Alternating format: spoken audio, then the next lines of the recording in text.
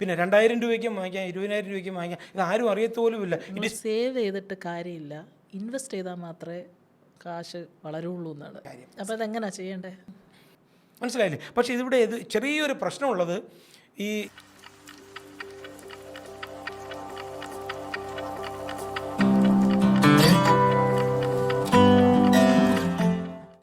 Financial എക്സ്പേർട്സിൻ്റെ അടുത്തൊക്കെ സംസാരിക്കുമ്പോഴേ എനിക്ക് ഈയിടെയായിട്ട് ഇങ്ങനെ കട്ടൻ ടോക്സ് ഒക്കെ ചെയ്തു തുടങ്ങിയപ്പം ഒരു വാചകം ഏറ്റവും നല്ലപോലെ സ്ട്രൈക്ക് ചെയ്തത്, നിങ്ങൾ സേവ് ചെയ്തിട്ട് കാര്യമില്ല, ഇൻവെസ്റ്റ് ചെയ്താൽ മാത്രമേ കാശ് വളരുള്ളൂ എന്നാണ്.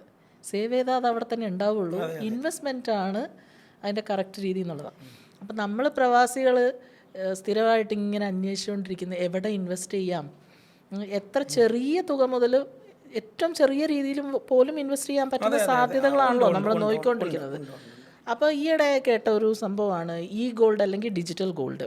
അതിൽ നമുക്ക് ഇൻവെസ്റ്റ് ചെയ്യാം. അത് എത്ര ചെറിയ തുക വേണമെങ്കിലും ഇൻവെസ്റ്റ് ചെയ്യാം. ഗോൾഡ് ആണെങ്കിൽ റേറ്റ് എന്തായാലും കൂടിക്കൊണ്ടേ ഇരിക്കുകയുള്ളൂ, നല്ലൊരു ഫ്യൂച്ചർ ഉള്ളൊരു ഇൻവെസ്റ്റ്മെൻ്റ് ആണ്. അപ്പോൾ അതിനെക്കുറിച്ചൊരു ഫിനാൻഷ്യൽ എക്സ്പേർട്ട് എന്നുള്ള നിലയിൽ ആദ്യത്തെ ചോദ്യം എന്ന് പറയുന്നത്, എന്താണ് ഈ ഡിജിറ്റൽ ഗോൾഡ് ഇൻവെസ്റ്റ്മെൻറ്റ്? അത് ഗോൾഡിനെ പറ്റി പറയുമ്പോൾ എനിക്ക് മാഡം പറഞ്ഞതൊരു മുഴുവനായിട്ട് ശരിയല്ലെങ്കിലും ഭാഗികമായിട്ട് ശരിയാണ്. ഓക്കെ. കാര്യം ഈ മിന്നുന്നതെല്ലാം പൊന്നല്ല എന്നൊരു ചൊല്ലുണ്ട്. അത് പ്രോബ്ലി ഈ എന്താ പറയുക ചർച്ചയുടെ അവസാനം മാഡത്തിന് മനസ്സിലാവും എന്തുകൊണ്ടാണ് ഞാൻ അങ്ങനെ ഒരു സ്റ്റേറ്റ്മെൻറ്റ് നടത്തിയെന്നുള്ളത്. പ്രശ്നമാണോ? പ്രശ്നം എന്നല്ല ഞാൻ പറഞ്ഞത്. കാര്യം ഇന്ത്യയിലെ നമ്മൾ ഇന്ത്യയിലേക്ക് നോക്കുകയാണെങ്കിൽ ലോകത്തിൽ ചൈന കഴിഞ്ഞാൽ ഏറ്റവും കൂടുതൽ ഗോൾഡ് ഇമ്പോർട്ട് ചെയ്യുന്ന ഒരു രാജ്യം ഇന്ത്യയാണ്. ഏകദേശം 700 മുതൽ 800 മെട്രിക് ടൺ ഗോൾഡാണ് ഒരു വർഷം ഇന്ത്യയിലേക്ക് ഇമ്പോർട്ടഡ് ആവുന്നത്. ഇത് സ്മഗ്ലിംഗ് ഗോൾഡ് ഏകദേശം ഒരു 150 മേളിൽ ടൺ വരും. അത് കൂടാതെയാണ്. അത് മാത്രമല്ല, ഓയിൽ കഴിഞ്ഞാൽ നല്ലൊരു ശതമാനം പൈസ ഇന്ത്യ ചിലവഴിക്കുന്നത്, ഏകദേശം ഇന്ത്യയുടെ ഇമ്പോർട്ട് ബില്ലിൻ്റെ 5% ഗോൾഡിന് വേണ്ടിയാണ് തുക ചിലവഴിക്കുന്നത്. കഴിഞ്ഞ 2023-24 കണക്ക് പറയുകയാണെങ്കിൽ ഏകദേശം $45 ബില്യൺ ആണ് ഗോൾഡ് ഇമ്പോർട്ടിന് വേണ്ടി ഇന്ത്യ ചിലവാക്കിയിരിക്കുന്നത്. അപ്പോൾ അതിൻ്റെ ഒരു പ്രാധാന്യം അതിൽ നിന്ന് മനസ്സിലാക്കണം. ഇത് 2 രീതിയിലാണ് ഇതിനെ ഇന്ത്യക്കാർ കാണുന്നത്. ഒന്ന്, മാഡം നേരത്തെ പറഞ്ഞ പോലെ ഒരു ഇൻവെസ്റ്റ്മെൻ്റ് എന്നുള്ള നിലയിൽ. 2, പ്രത്യേകിച്ച് സൗത്ത് ഇന്ത്യയിലേക്കൊക്കെ വന്നു കഴിഞ്ഞാൽ ആൾക്കാർ വിവാഹത്തിനും ഒക്കെ ധാരാളമായി ഈ സ്വർണം, അല്ലെങ്കിൽ തന്നെ അവർ പ്രത്യേകിച്ച് സ്ത്രീകൾക്ക് ഈ സ്വർണത്തിനോട് ഭയങ്കര ഒരു അറ്റാച്ച്മെൻ്റ് ഉണ്ട്. അപ്പോൾ അതിൻ്റെ അറിയണമെങ്കിൽ അക്ഷയ തൃതീയ എന്ന് പറയുന്നൊരു ദിവസമുണ്ട്. ഈ അക്ഷയ തൃതീയ ദിവസം നിങ്ങൾക്ക് ഒരു ജ്വല്ലറി അടുത്തോട്ട് പോലും പോകാൻ പറ്റില്ല. അപ്പോൾ എന്തുമാത്രം ഗോൾഡാണ് സ്വന്തം ഉപയോഗത്തിന് വേണ്ടിയും അല്ലെങ്കിൽ പിന്നെ പ്രത്യേകിച്ച് സൗത്ത് ഇന്ത്യക്കാർ അതിനു വേണ്ടി പൈസ ചിലവഴിക്കുന്നതെന്നുള്ളതാണ് ഇതിൻ്റെ ഒരു പ്രധാനമായ കാര്യം. ഇനി മാഡത്തിൻ്റെ പിന്നെ പോയിന്റിലേക്ക് വരുമ്പോൾ നമ്മൾ ആലോചിക്കേണ്ട ഒരു കാര്യം, ആസ് എൻ ഇൻവെസ്റ്റ്മെൻറ്റ്, ഇപ്പം നമുക്ക് ഒരാളെ സംബന്ധിച്ചോളം സേവിങ്സ് ഉള്ള ഒരാൾക്ക് ഒരുപാട് ഓപ്ഷൻസ് ഉണ്ട് ഇൻവെസ്റ്റ് ചെയ്യാനായിട്ട്. അപ്പോൾ നമുക്ക് ബാങ്കിൽ സ്ഥിര നിക്ഷേപം ഇടാം, സ്റ്റോക്ക് മാർക്കറ്റിലിടാം, മ്യൂച്വൽ ഫണ്ടിലിടാം, അതുപോലെ തന്നെ ബോണ്ട് ആൻഡ് ഡിബഞ്ചേഴ്സിൽ NBFCs ഒക്കെ ബോണ്ടുകൾ ഡിബഞ്ചേഴ്സ് ഇഷ്യൂ ചെയ്യും, അതിലിടാം. നമുക്ക് റിയൽ എസ്റ്റേറ്റിൽ ഇൻവെസ്റ്റ് ചെയ്യാം, അതുപോലെ തന്നെ നമുക്ക് ചിട്ടികളിൽ ഇൻവെസ്റ്റ് ചെയ്യാം, ക്രിപ്റ്റോ ഇൻവെസ്റ്റ് ചെയ്യാം. അതുപോലെ ഗോൾഡും ഈ പറഞ്ഞ പല ക്ലാസ് ഓഫ് ഇൻവെസ്റ്റ്മെൻറ്റിൽ ഗോൾഡും ഒരു ക്ലാസ് ഓഫ് ഇൻവെസ്റ്റ്മെൻറ്റാണ്. പക്ഷേ ഗോൾഡ് അതിൽ വളരെയധികം പ്രാധാന്യമുണ്ട്. പക്ഷേ നമ്മൾ പിന്നെ പ്രത്യേകിച്ച് പ്രവാസികൾ അല്ലെങ്കിൽ മലയാളികളെ സംബന്ധിച്ചിടത്തോളം നമ്മൾ ഇതിനകത്ത് കണ്ണുടച്ച് ഇൻവെസ്റ്റ് ചെയ്ത് കൈകൊള്ളുന്നവരാണ്. മനസ്സിലായില്ല. അതായത് ഞാൻ പറയാം, ഇപ്പോൾ ഉദാഹരണമായിട്ട് കഴിഞ്ഞ ജനുവരിയിൽ എൻ്റെ ഒരു സുഹൃത്തിൻ്റെ മകളുടെ കല്യാണം നടന്നു. അപ്പോൾ ഞാൻ അദ്ദേഹത്തോട് ചോദിച്ചു, ഈ ഗോൾഡൊക്കെ കണ്ടിട്ടപ്പോൾ ഇങ്ങനെയൊക്കെ ഫോട്ടോ കണ്ടപ്പോൾ ഞാൻ ചോദിച്ചു എത്ര ഗോൾഡ് വാങ്ങിച്ചു? അത് ഞാൻ 60 ലക്ഷം രൂപയ്ക്ക് ഗോൾഡ് വാങ്ങി. ഞാൻ കഴിഞ്ഞ ആഴ്ച നാട്ടിൽ പോയിരുന്ന മാഡത്തിനോട് പറഞ്ഞല്ലോ. അപ്പോൾ ഞാൻ നാട്ടിൽ ചെന്നപ്പോൾ അദ്ദേഹം എന്നെ വിളിച്ച്, മധു ഭയങ്കര നഷ്ടമായിപ്പോയി. എന്ത് പറ്റി? അല്ല, ഞങ്ങൾക്ക് ഒരു ഫ്ലാറ്റ് എറണാകുളത്ത് കിട്ടി, ഈ കല്യാണം കഴിച്ച പയ്യന് ഒരു ഫ്ലാറ്റ് വാങ്ങിക്കാനെ കൊണ്ട് ഞങ്ങൾ ഈ ഗോൾഡെല്ലാം വിറ്റു. അപ്പോൾ ഈ 60 ലക്ഷത്തിന് വാങ്ങിച്ച ഗോൾഡ് പുള്ളി വിറ്റത് 43 ലക്ഷം രൂപയ്ക്കാണ്. ഗോൾഡ് ഒരു 5 മാസത്തിനകത്ത് വെച്ചു. ഗോൾഡിൻ്റെ വില കുറഞ്ഞിട്ടില്ല എന്നുള്ള കാര്യം മാഡം ആലോചിക്കണം. കാരണം ഈ കല്യാണത്തിൻ്റെ ആഡംബരം കൂട്ടാൻ വേണ്ടി പല ഗോൾഡുകളും ആൻറ്റീക്ക് എന്നൊക്കെ പറഞ്ഞിട്ട് 28% വരെയാണ് മേക്കിംഗ് ചാർജ്. അപ്പോൾ ഇത് സംഗതി വിൽക്കാൻ കൊണ്ടുപോകുമ്പോഴോ ഈ 28% കിട്ടത്തില്ല.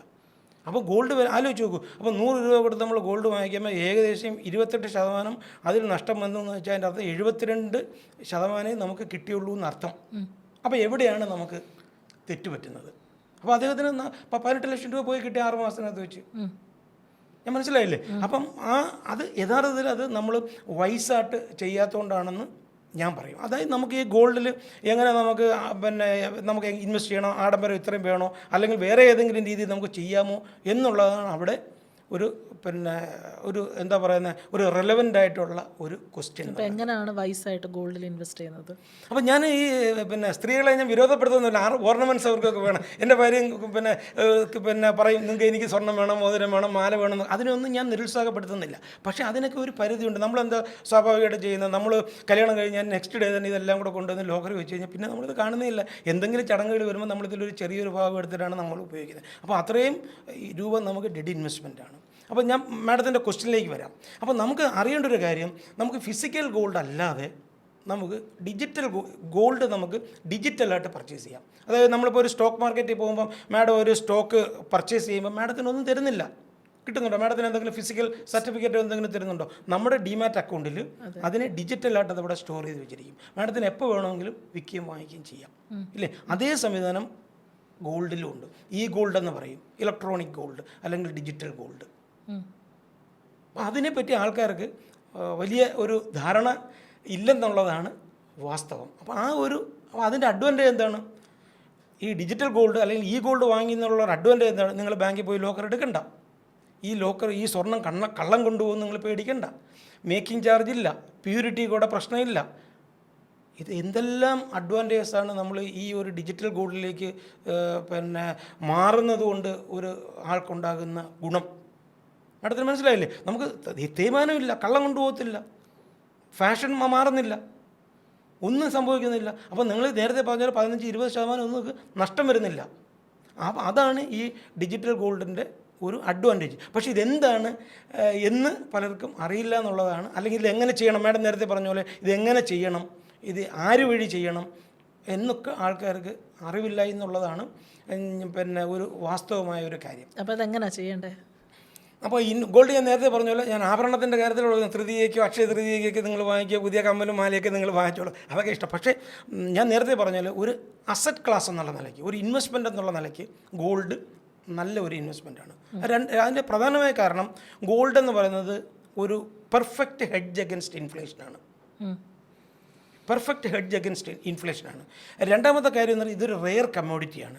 അപ്പോൾ റെയറിറ്റി കൊണ്ടും ഇതിൻ്റെ മാർക്കറ്റിൽ ഇതിന് വില കിട്ടാൻ എപ്പോൾ വേണമെങ്കിലും വിൽക്കാമെന്നുള്ളൊരു സാധ്യത കൊണ്ടും ഗോൾഡ് ഒരു അസറ്റ്, ഒരു ഇൻവെസ്റ്റ്മെൻ്റ് എന്നുള്ള നിലയിലേക്ക് വളരെ ഇമ്പോർട്ടൻ്റ് ആയിട്ടുള്ളൊരു കാര്യമാണ്. അതുകൊണ്ടാണ് നമ്മൾ ഈ ഇൻ്റർനാഷണൽ ലെവലിലൊക്കെ എന്തെങ്കിലും ചില ഒരു അൺസർട്ടനിറ്റി രാജ്യങ്ങൾ വരുമ്പോഴത്തേക്കും എല്ലാവരും മറ്റുള്ള അസറ്റ് ക്ലാസ്സിൽ നിന്ന് മാറി പെട്ടെന്ന് ഗോൾഡിലേക്ക് അവർ മാറും, ഗോൾഡിലേക്ക് അവർ ഇൻവെസ്റ്റ് ചെയ്യും. അപ്പോൾ എന്ത് ചെയ്യും? ഗോൾഡ് പ്രൈസ് പെട്ടെന്ന് ഷൂട്ടപ്പ് ചെയ്യും. അതാണ് വേൾഡ് മാർക്കറ്റിൽ സംഭവിക്കുന്നത്. അപ്പോൾ ഞാൻ മാഡത്തിൻ്റെ പോയിന്റിലേക്ക് വരുമ്പോൾ നമുക്ക് ഈ ഗോൾഡ് എങ്ങനെ നമുക്ക് വാങ്ങിക്കാം, അത് വളരെ ബ്യൂട്ടിഫുൾ ആയിട്ടുള്ളൊരു കാര്യമാണ് ഡിജിറ്റൽ ഗോൾഡ്. അപ്പോൾ അത് എങ്ങനെ ചെയ്യാമെന്ന് ചോദിച്ചാൽ അതിൻ്റെ വേറെ ഒരു അഡ്വാൻറ്റേജുകളുണ്ട്. ഇപ്പോൾ മാഡത്തിന് സ്വാഭാവികമായിട്ടും മാഡത്തിൻ്റെ ഒരു 2000 രൂപയുണ്ട്. ഈ 2000 രൂപ കൊണ്ട് മാഡം ഒരു ജ്വല്ലറി പോയിട്ട് ഗോൾഡ് വാങ്ങിക്കുമോ?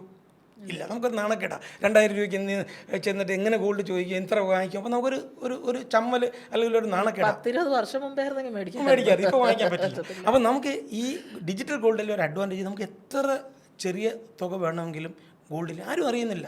നമ്മൾ ഇൻ്റർനെറ്റിൻ്റെ മുമ്പിൽ ഇരുന്ന് നമ്മൾ ചെയ്യുക. അപ്പോൾ ഇതിനകത്ത് 2-3 മാർഗ്ഗങ്ങളുണ്ട് നമുക്ക് ഡിജിറ്റൽ ഗോൾഡിൽ ഇൻവെസ്റ്റ് ചെയ്യാൻ. അതിലേറ്റവും പ്രധാനപ്പെട്ടായിട്ടുള്ളതെന്ന് പറയുന്നത് ഗവൺമെൻറ് ഓഫ് ഇന്ത്യയുടെ സോവറിൻ ഗോൾഡ് ബോണ്ട് സ്കീം എന്ന് പറയും. സോവറിൻ ഗോൾഡ് ബോണ്ട് സ്കീം എന്ന് പറയും. അതായത് ഇതൊരു ഗവൺമെൻറ്റിൻ്റെ സ്കീമാണ്. ഇതിൽ നമുക്ക് ഗോൾഡ് ഇൻവെസ്റ്റ് ചെയ്ത് കഴിഞ്ഞാൽ ഇതിന് ചില പരിമിതികളുണ്ട്, അതും കൂടെ ഞാൻ പറയാം. ഗോൾഡ് ഇൻവെസ്റ്റ് ചെയ്ത് കഴിഞ്ഞാൽ ഒരു നിശ്ചിത കാലാവധിക്ക് ശേഷം മാത്രമേ ഈ പൈസ നമുക്ക് തിരിച്ചു കിട്ടും. ലോക്കിൻ പീരീഡ് ഉണ്ട്. നമുക്കിപ്പോൾ നമുക്ക് 1 ഗ്രാം മുതൽ 4 കിലോഗ്രാം വരെ ഒരു വർഷം നമുക്ക് വാങ്ങിക്കാം. അത് ശരി.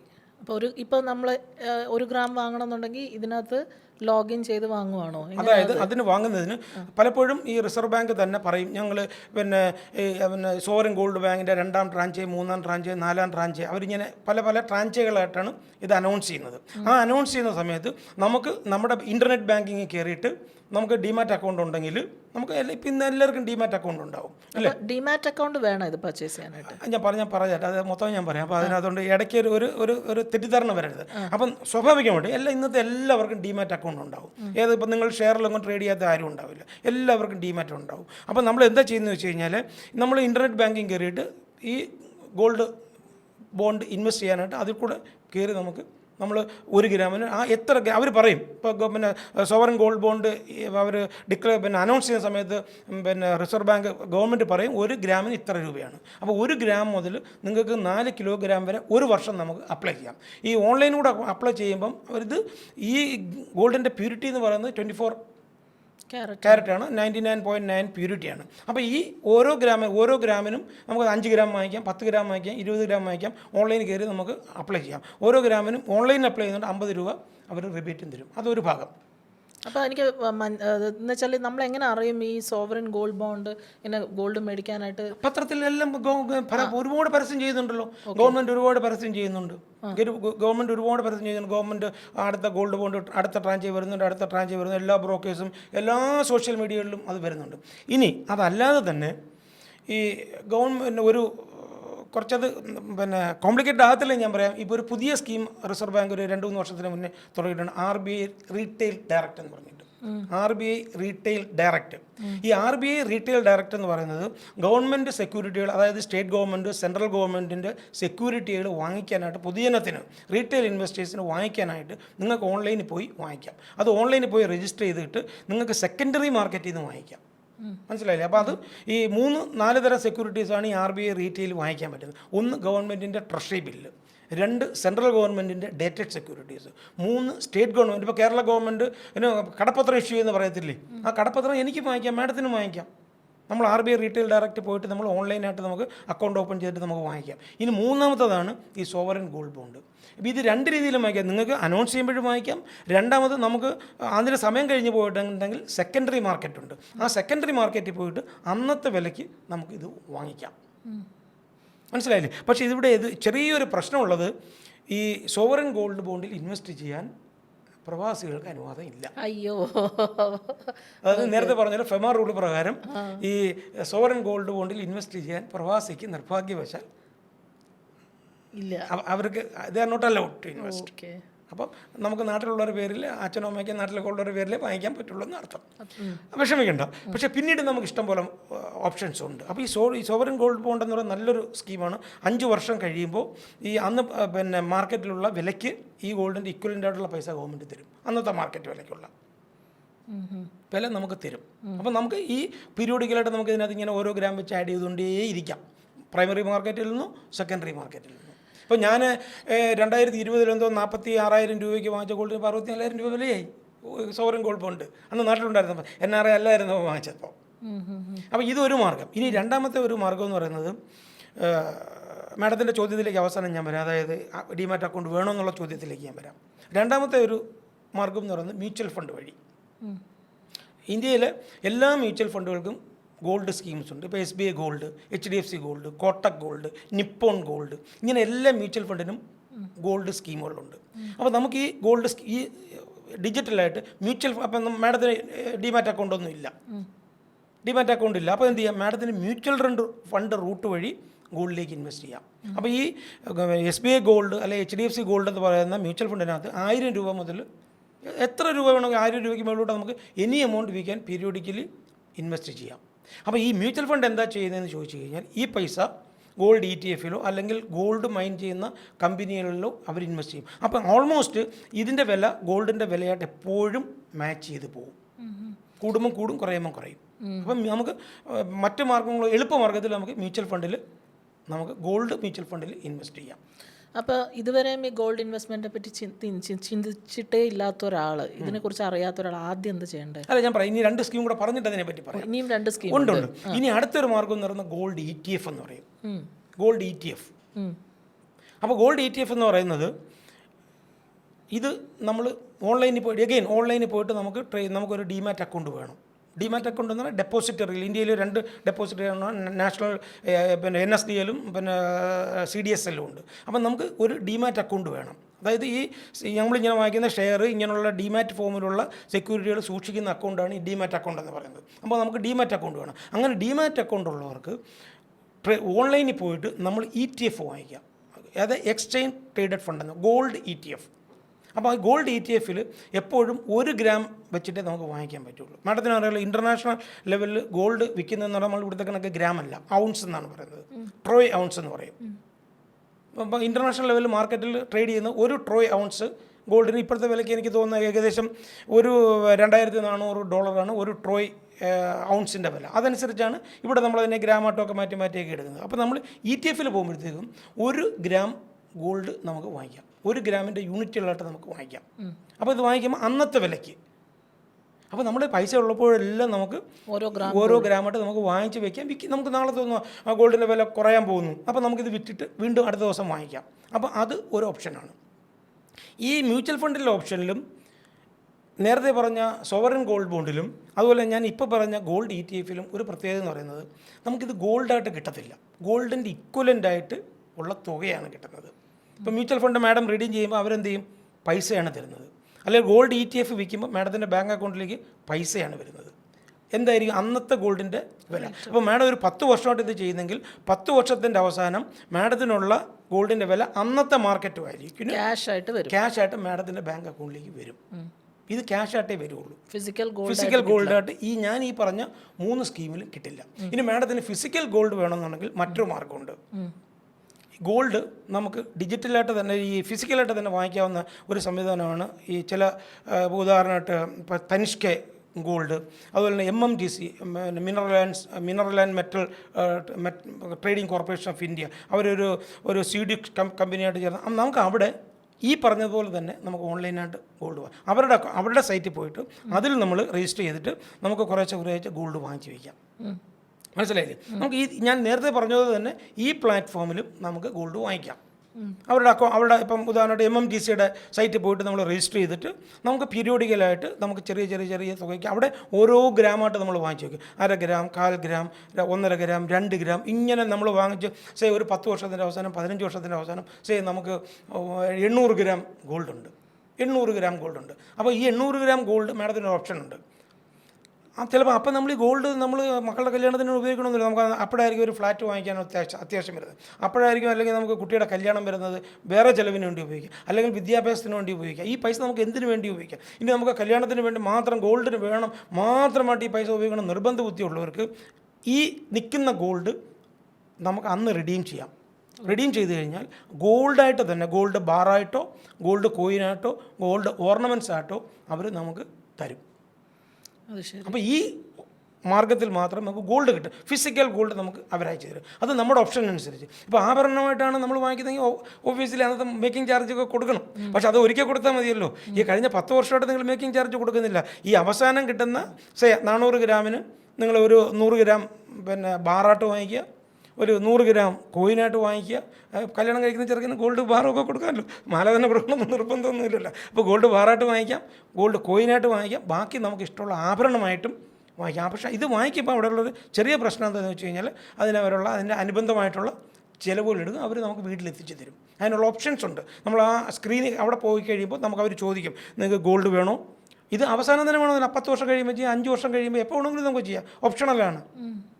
അപ്പോൾ നമുക്ക് ഈ പറയുന്ന ഗോൾഡ് നമ്മുടെ വീട്ടിലേക്ക് കിട്ടും. അപ്പോൾ ഈ പറയുന്ന സംവിധാനത്തിൽ നമുക്ക് ഫിസിക്കൽ ഗോൾഡ് കിട്ടും. ഇനി അതല്ല, ഈ MMTCയിൽ നമ്മൾ ചെയ്തതിന് ശേഷം അന്ന് നമുക്ക് ക്യാഷാണ് വേണ്ടതെന്ന് പറഞ്ഞാൽ അവർ ക്യാഷ് തരും. പക്ഷേ സോവറിൻ ഗോൾഡ് ബോണ്ടിലും മ്യൂച്വൽ ഫണ്ടിലും ഗോൾഡ് ETF-ലും നമുക്ക് സ്വർണ്ണത്തിന് തത്തുല്യമായ അന്നത്തെ മാർക്കറ്റ് വില നമ്മുടെ അക്കൗണ്ടിലേക്ക് തരും. അപ്പോൾ എനിക്കിതിനകത്ത് ഈ ഇൻവെസ്റ്റേഴ്സിനോട് പറയാനുള്ളത്, ഇത് വളരെ ഗംഭീരമായൊരു സ്കീമാണ്. അത് ഞാൻ പറഞ്ഞ പോലെ നമ്മൾ യഥാർത്ഥ സ്വർണ്ണം വാങ്ങിക്കുമ്പോഴുള്ള മേക്കിംഗ് ചാർജോ അല്ലെങ്കിൽ കള്ളം കൊണ്ടുപോകുന്നുള്ള പേടിയോ അല്ലെങ്കിൽ പ്യൂരിറ്റിയിലുള്ള ഒരു നിങ്ങളുടെ ഒരു സംശയമോ ഒന്നും ഇതിൽ വേണ്ട. പിന്നെ 2000 രൂപയ്ക്കും വാങ്ങിക്കാം, 20,000 രൂപയ്ക്കും വാങ്ങിക്കാം. ഇത് ആരും അറിയത്തോലുമില്ല. It is purely confidential. ഇത് ആരും അറിയുന്നില്ല നിങ്ങൾ വാങ്ങിക്കുന്ന കാര്യം. എപ്പോൾ വേണമെങ്കിലും നിങ്ങൾക്ക് വിൽക്കാം. അപ്പോൾ ഇത് നമ്മൾ നേരത്തെ ഞാൻ പറഞ്ഞ പോലെ ചെറിയ എമൗണ്ടുകൾ 1000 രൂപ 2000 രൂപ വെച്ചൊക്കെ നമ്മൾ കൺസിസ്റ്റൻ്റായിട്ട് ഗോൾഡ് വാങ്ങുകയാണെങ്കിൽ, ഇപ്പം നിങ്ങളുടെ മകൾക്ക് ഒരു 2 വയസ്സുള്ളപ്പം ഇതുപോലെ നിങ്ങൾ ചെയ്യുകയാണെങ്കിൽ മകൾക്ക് 21 വയസ്സാകുമ്പം നിങ്ങളുടെ ഗോൾഡിൻ്റെ ഒരു ശേഖരം എന്ന് പറയുന്നത്, ഈ ഡിജിറ്റൽ ഗോൾഡ് എന്ന് പറയുന്നത് ഒരു നല്ലൊരു തുക വരും. ഈ പൈസ നിങ്ങളുടെ മകളുടെ കല്യാണത്തിനോ നിങ്ങൾക്കുള്ള വിദ്യാഭ്യാസ ചിലവുകൾക്കോ അല്ലെങ്കിൽ ഫ്ലാറ്റ് വാങ്ങിക്കും മറ്റെല്ലാ ചിലവുകൾക്കും ഉപയോഗിക്കാം. അപ്പം മറ്റേത് നിക്ഷേപം പോലെയും ഗോൾഡ് നിക്ഷേപം എന്ന് പറയുന്നത് മറ്റേത് നിക്ഷേപത്തേക്കാൾ ഉപരി ഗോൾഡിലെ നിക്ഷേപം എന്ന് പറയുന്നത് വളരെ അട്രാക്റ്റീവാണ്. അപ്പോൾ അതുകൊണ്ടാണ് ഞാനത് സജസ്റ്റ് ചെയ്യുന്നത്. അപ്പോൾ ഇത്രയും അഡ്വാൻറ്റേജസ് പറഞ്ഞു, എന്തെങ്കിലും ഡിസഡ്വാൻറ്റേജസ് ഉണ്ടോ ഈ ഒരു ഇൻവെസ്റ്റ്മെൻറ്റിൽ? ഇല്ല, ഏത് കാര്യത്തിനും ഒരു ഡിസഡ്വാൻറ്റേജ് എന്ന് പറയുന്നത് ഉണ്ട്. ഇപ്പോൾ ഉണ്ട്. കാരണം എന്ന് പറഞ്ഞാൽ നമ്മളിപ്പം മാഡം ഇപ്പം ഇന്ന് വാങ്ങിക്കുന്നത് ഒരു പവന് ഇന്നിപ്പോൾ മാർക്കറ്റിൽ വില ഇപ്പം ഞാൻ നേരത്തെ പറഞ്ഞ ഒരു ട്രേ ഔൺസിന് എന്ന് പറയുന്നത് ഏകദേശം 31 ഗ്രാമോളം വരും. അതായത് ഞാൻ നേരത്തെ പറഞ്ഞ ഒരു ട്രേ ഔൺസ് എന്ന് പറയുന്നത് ഇൻ്റർനാഷണൽ ലെവലിൽ 2400 രൂപയാണ് അതിൻ്റെ വില. ഇന്നത്തെ വില 2400 രൂപയാണ്. ഡോളർ സോറി രൂപയല്ല, ഡോളറാണ് വില. ഇനി മാഡം ഇത് റിഡീം ചെയ്യാൻ പോകുമ്പോൾ കഷ്ടകാലത്തിന് അത് 2100 ആയി പോയാൽ എന്ത് ചെയ്യും? അല്ല, അത് മാർക്കറ്റ് റിസ്ക് ആണ് പറയുന്നത്. അതാണ് ആ റിസ്ക് ഇതിലും ഉണ്ട്.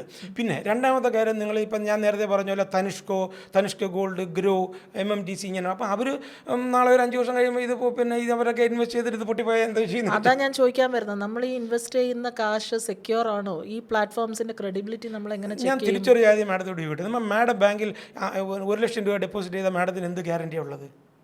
ബാങ്ക് അല്ലേ? ബാങ്ക് നിങ്ങളുടെ ഡെപ്പോസിറ്റ് അൺസെക്യൂർഡ് ആണെന്ന് ആദ്യം നാളെ ബാങ്ക് പൊളിഞ്ഞാൽ മാഡത്തിന് പൈസ കിട്ടത്തില്ല. അൺസെക്യൂർഡ് ബാങ്ക്രപ്റ്റ് ആയി കഴിഞ്ഞാൽ ഈ ഒരു ഇഷ്യൂ ഇതിലും വരും.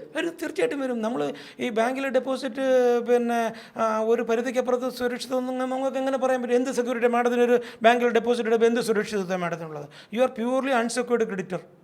നിങ്ങളൊരു അൺസെക്യൂർഡ് ക്രെഡിറ്റർ തന്നെയാണ്. ഈ പറഞ്ഞ തനിഷ്ക് അല്ലെങ്കിൽ ഗോൾഡ് ETF ഇങ്ങനത്തെ ഈ 4 ഓപ്ഷൻസ് നമ്മൾ പറഞ്ഞാൽ വിശ്വാസമല്ലേ മാഡം? അപ്പോൾ ഇവരൊക്കെ എന്ന് പറയുമ്പോൾ അതുകൊണ്ടാണ് നമ്മൾ ഇപ്പോൾ MMTC പോലുള്ള ഒരു ഗവൺമെൻറ് കമ്പനിയിൽ നമ്മൾ ഇൻവെസ്റ്റ് ചെയ്യുമ്പോൾ എന്ത് നമുക്ക് എന്താ റിസ്ക് ആണുള്ളത്? റിസ്ക് വളരെ തുലമാണ്. നമ്മൾ സെലക്ട് ചെയ്യുന്ന രീതിയാണ് ഇതിനകത്ത് പ്രധാനം. അപ്പോൾ ഈ MMTC നമുക്ക് അത്രയ്ക്ക് ഒരു വിഷയം, നമുക്ക് MMTC എടുക്കാം. അത് ഗവൺമെൻറ്റിൻ്റെ ഒരു എൻറ്റിറ്റിയാണ്, അത് എടുക്കുക. പിന്നെ സ്വാഭാവികമായിട്ടും നമ്മൾ ഈ മ്യൂച്വൽ ഫണ്ടുകൾ, ഞാൻ നേരത്തെ പറഞ്ഞ മാഡത്തിന് 5000 രൂപ ഗോൾഡിൽ ഇൻവെസ്റ്റ് ചെയ്യാൻ തയ്യാറുണ്ടെങ്കിൽ 1000 രൂപ HDFCയിൽ ഇടുക, 1000 രൂപ SBI ഗോൾഡിലിടുക, 1000 രൂപ കോട്ടക് ഗോൾഡിലിടുക, 1000 രൂപ നിപ്പോൺ ഗോൾഡ്. അപ്പം മാഡത്തിന് 5000 രൂപ നിങ്ങൾ 5 ഭാഗത്താണ്. ഈ 5 കൂടെ എന്തായാലും ഒരിക്കലും പൊട്ടിപ്പോകത്തില്ലല്ലോ, പൊട്ടുമോ? അപ്പോൾ നമ്മൾ എഗെയിൻ ഗോൾഡിൽ തന്നെ നിങ്ങൾ ഡൈവേഴ്സിഫൈ ചെയ്ത് പോവുക. പല മ്യൂച്വൽ ഫണ്ടിലായിട്ട്. അപ്പോൾ മാത്രമല്ല പല മ്യൂച്വൽ ഫണ്ടിൻ്റെയും പെർഫോമൻസ് വേറെയാണ്. ഇപ്പോൾ നിപ്പോൺ മ്യൂച്വൽ ഫണ്ട് 15 തരുമ്പോൾ ചിലപ്പോൾ കോട്ടൺ മ്യൂച്വൽ ഫണ്ട് 12 തരും, SBI 16 തരും. അപ്പോൾ പല മ്യൂച്വൽ ഫണ്ടിൻ്റെയും ഇതിൻ്റെ ഗ്രോത്ത് എന്ന് പറയുന്നതിൻ്റെ റിട്ടേൺ എന്ന് പറയുന്നത് വ്യത്യാസപ്പെട്ടിരിക്കും. അപ്പോൾ നമ്മൾ അതിൻ്റെ റിസ്ക് മിറ്റിഗേറ്റ് ചെയ്യാനായിട്ട് 5000 രൂപ ഇൻവെസ്റ്റ് ചെയ്യണമെങ്കിൽ 5 മ്യൂച്വൽ ഫണ്ടിൽ ഇൻവെസ്റ്റ് ചെയ്യാം, അല്ലെങ്കിൽ 10000 രൂപ ഇൻവെസ്റ്റ് ചെയ്യണമെങ്കിൽ 2000 വെച്ച് 5 എണ്ണത്തിൽ ഇൻവെസ്റ്റ് ചെയ്യാം. ആ രീതിയിലൊക്കെ നമുക്ക് ഡൈവേഴ്സിഫൈ ചെയ്യാം. അപ്പോൾ നമ്മൾ അങ്ങനെ ഏത് കാര്യത്തിനും നമ്മൾ റിസ്ക് ഉണ്ട്. നമ്മൾ റോഡ് കൂടെ നടന്നു പോകുന്നതിന് റിസ്ക് ഇല്ലേ? കാർ ഓടിക്കുന്നതിന് റിസ്ക് ഇല്ലേ? ഫ്ലൈറ്റ് പോകുന്ന ഇന്നലെ ഒരു ബ്രസീലിലൊരു വിമാനം തകർന്ന് വീണ് പോയില്ലേ? അപ്പം ഫ്ലൈറ്റ് യാത്ര ചെയ്യുന്നതിന് റിസ്ക്കുകളില്ലേ? അപ്പോൾ എല്ലാത്തിനകത്തും നമുക്ക് റിസ്ക്കുകളുണ്ട്. പക്ഷേ നമ്മുടെ റിസ്ക് നമ്മൾ എങ്ങനെ മാനേജ് ചെയ്യും എന്നാണ്. ആ മാനേജ് ചെയ്യുന്നതിൻ്റെ കാര്യമാണ് ഞാൻ പറഞ്ഞത്. ഇപ്പോൾ തനിഷ്ക വലിയ റെപ്യൂട്ടഡ് ആയിട്ടുള്ള കമ്പനിയാണ്, അല്ലെങ്കിൽ MMTC ഗവൺമെൻറ് കമ്പനിയാണ്. മ്യൂച്വൽ ഫണ്ട് ഇൻവെസ്റ്റ് ചെയ്യുമ്പോൾ 4 ഇൻവെസ്റ്റ് ചെയ്യുക. Sovereign gold bond government of ഇന്ത്യയുടെയാണ്. ഇതിന് നമ്മൾ പേടിക്കുന്നത്? അപ്പോൾ എല്ലാത്തിനും അതിൻ്റേതായിട്ടുള്ള ഗുണങ്ങളും ദോഷങ്ങളും ഉണ്ട്. ഈ ഇങ്ങനെ ഒരു ഡിജിറ്റൽ ഗോൾഡിൽ ഇൻവെസ്റ്റ് ചെയ്യുന്നതിനായിട്ട് എന്തെങ്കിലും റെഗുലേഷൻസ് ഉണ്ടോ ഗവൺമെന്റിന്റെ സൈഡിൽ? ഞാൻ നേരത്തെ പറഞ്ഞല്ലോ, സോവറൻ ഗോൾഡ് ബോണ്ടിൽ NRI പ്രവാസികൾക്ക് ഇൻവെസ്റ്റ് ചെയ്യാൻ പറ്റില്ല. വളരെ അട്രാക്റ്റീവ് ആയിട്ടുള്ള സ്കീമാണ്. പക്ഷേ പ്രവാസികൾക്ക് ഇൻവെസ്റ്റ് ചെയ്യാൻ പറ്റില്ല. പിന്നെ അതിനകത്ത് പരമാവധി 1 വർഷം ഇൻവെസ്റ്റ് ചെയ്യാൻ പറ്റുന്ന 4 കിലോയാണ്. അത് ചിലർക്ക് വലിയ പാർട്ടീസിന് അതൊരു പിന്നെ തടസ്സമാണ്. പിന്നെ അതിനകത്തുള്ള ഒരു റിസ്ക്, ഇത് മച്ചുവറാകുമ്പോൾ അന്നത്തെ ഗോൾഡിൻ്റെ വിലയെ നമുക്ക് കിട്ടുള്ളൂ. ഞാൻ നേരത്തെ പറഞ്ഞൊരു മാർക്കറ്റ് റിസ്ക് ഉണ്ട്.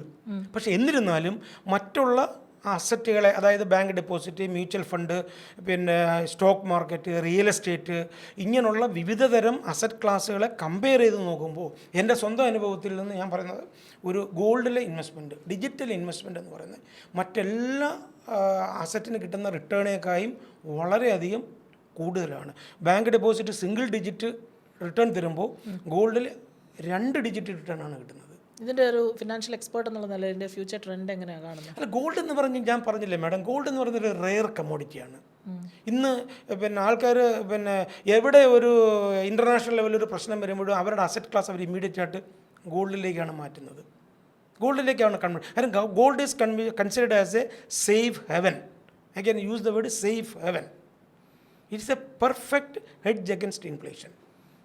അത് ആലോചിച്ച് നോക്കുക, ഒരു 5 വർഷം മുന്നേ ഉള്ള ഗോൾഡിൻ്റെ മടം തന്നെ നേരത്തെ പറയാം. അന്ന് 2000 ഉണ്ടായിരുന്നെങ്കിൽ എനിക്ക് എത്ര വാങ്ങി? ഇന്ന് 2000 കൊണ്ട് എന്ത് ചെയ്യാൻ പറ്റും? അപ്പോൾ ഗോൾഡ് എന്ന് പറയുന്നത് ഒരു ഇൻഫ്ലേഷൻ അഗൻസ്റ്റ് ആയിട്ട് ഒരു പെർഫെക്റ്റ് ഹെഡ്ജാണ്. അപ്പോൾ എനിക്ക് നമ്മുടെ പ്രവാസികളോടായാലും പിന്നെ നാട്ടുകാരോടായാലും പറയാനുള്ളത്, ഇപ്പം നമ്മൾ ഇപ്പം ബേസിക് കസ്റ്റംസ് ഡ്യൂട്ടിയൊക്കെ ഒരുപാട് കുറച്ചു. അത് ഈ ഫിസിക്കലായിട്ട് ഗോൾഡ് വാങ്ങിക്കുന്നവർക്ക് ഒരു എന്താ പറയുന്ന ഒരു ഇൻസെൻറ്റീവ് പോലെയാണ്. പക്ഷേ നിങ്ങൾ ഫിസിക്കൽ ഗോൾഡ് വാങ്ങിക്കുന്നതോടൊപ്പം, നിങ്ങളുടെ ആവശ്യത്തിന് ഫിസിക്കൽ ഗോൾഡ് വാങ്ങിക്കുന്നതോടൊപ്പം നിങ്ങളുടെ മേജർ ചങ്ക് നിങ്ങൾ ഡിജിറ്റൽ ഗോൾഡിലേക്ക് മാറ്റണം. ഡിജിറ്റൽ ഗോൾഡിലേക്ക് മാറ്റുമ്പോൾ ഞാൻ ഈ പറഞ്ഞ അഡ്വാൻറ്റേജസ് എല്ലാം അതിനകത്തുണ്ട്. ഞാൻ നേരത്തെ പറഞ്ഞാൽ എൻ്റെ സുഹൃത്തിനെ പറ്റി 6 മാസത്തിനകത്ത് വെച്ച് അദ്ദേഹത്തിന് 18 ലക്ഷം രൂപയാണ് പോയി കിട്ടിയത്.